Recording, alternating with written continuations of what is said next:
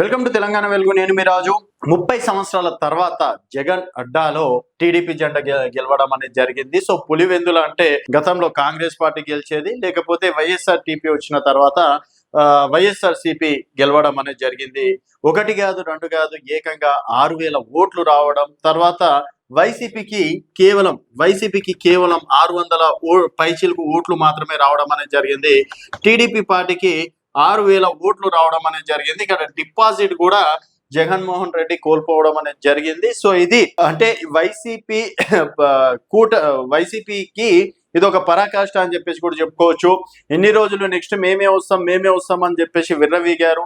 So Jaganmohan Reddy చేసినటువంటి పాపాలకి ఇది నిదర్శనం అని చెప్పేసి కూడా చెప్పుకోవచ్చు. రానున్న రోజుల్లో నెక్స్ట్ ఎన్నికల్లో జగన్మోహన్ రెడ్డిని కూడా ఇదే విధంగా ఓడిస్తాం, డిపాజిట్లు కూడా లేకుండా చేస్తామని చెప్పేసి కూడా టీడీపీ శ్రేణులు చెప్పడం అనేది జరిగింది.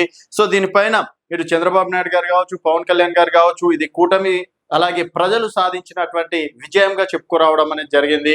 ఎందుకంటే మనం ఈ 4-5 రోజుల నుంచి చూస్తున్నాం, అక్కడ అల్లరి ముఖాలు కావచ్చు, తర్వాత చిన్న చిన్న ఇష్యూలు కావచ్చు, ఏకంగా రక్తపాతాలు కూడా అక్కడ జరిగినాయి. తర్వాత పోలీసులు ఎక్కడ లేని విధంగా కేవలం పులివెందుల జెడ్పీటీసీ ఎన్నికలు ఎక్కడెక్కడ జరుగుతున్నాయో అక్కడక్కడ భారీగా మోహరించడం, కేంద్ర బలగాలు సైతం అక్కడ రావడం అనేది కూడా జరిగింది.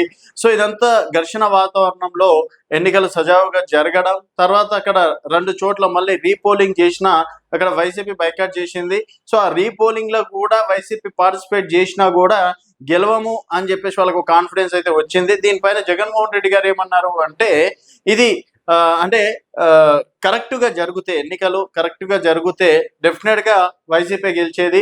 ఇది కూటమి ప్రభుత్వం అధికారంలో ఉండి పోలీసులు అధికార యంత్రాంగం అందరూ ఉన్నారు కాబట్టి టీడీపీ గెలవడం అనేది జరిగింది. దీన్ని మేము పెద్దగా అనుకోవట్లేదు గెలిచారని. అలాగే జెడ్పీటీసీ ఎన్నికల కోసం చంద్రబాబు నాయుడు మరీ ఇంత దిగజారుతారా అని చెప్పేసి కూడా అనుకోలేదని చెప్పేసి నిన్న ప్రెస్ మీట్ లో కూడా చెప్పడం అనేది జరిగింది.